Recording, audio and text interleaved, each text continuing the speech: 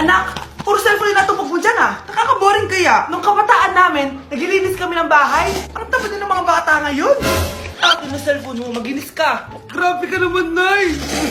A few moments later. Nay, papasok na po ako ng school. Nasaan na po yung service ko? Service? Nung kabataan nga namin, naglalakad pa kami sa ilog. 3 bundok po yung dinadaanan namin para lang makapasok sa paaralan.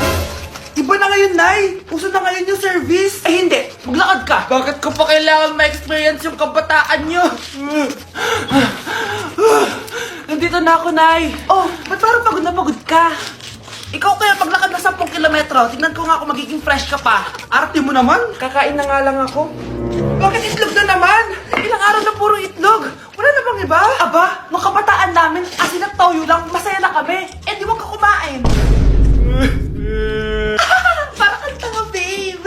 Naku, di kayo magtatagal niyan. Nung kabataan ko, hinaharanahan pa ako na manliligaw ko, tapos ginagawan pa ako ng tula.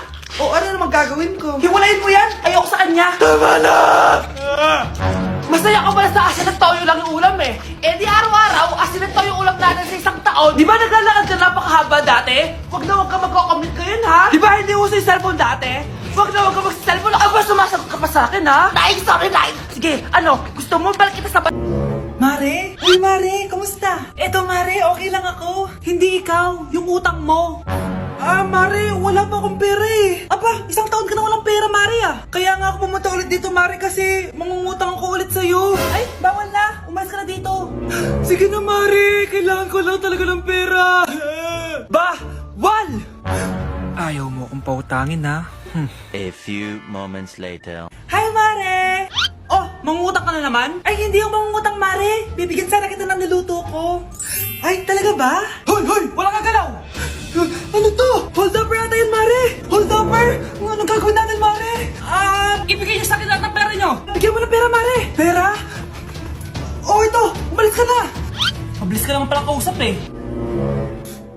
1 hour later. Oh, ito na yung pera inuutos mo sa akin. Galing mo talaga? May pera na ako ulit!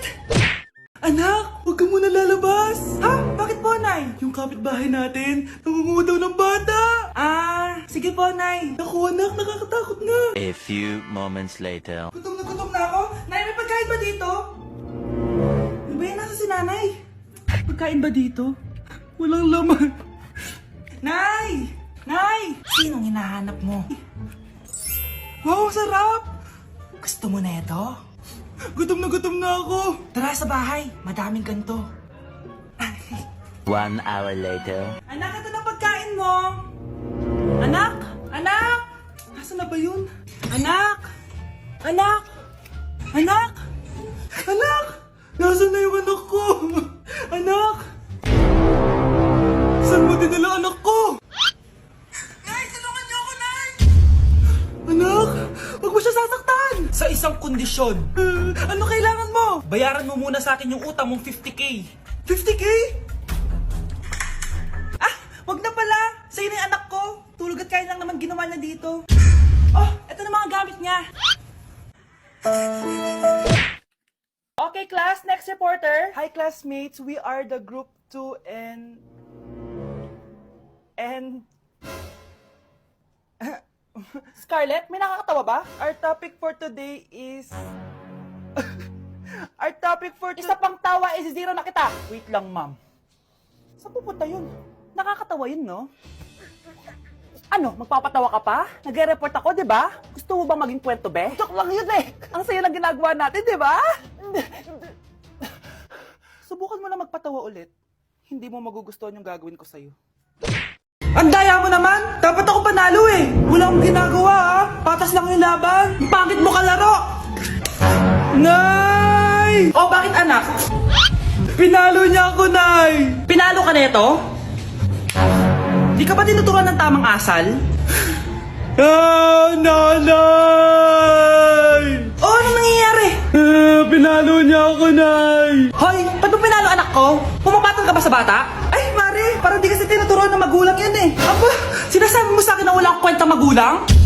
Di naman, Mare. Ikaw nga eh, chismosa. Di masarap magluto tapos ang baho mo pa! Ang baho na mukha mo! Di ka marunong mag-make up! Tingnan mo nga mukha mo! Mukha kang clown na nalugi! Aba! Halika dito!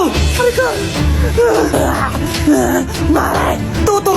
ng asal yung anak mo, di mo magawa. Ang tanda-tanda mo na, pumapatol ka pa rin sa bata. Sorry na. Laro na lang tayo ulit. Ah, sige.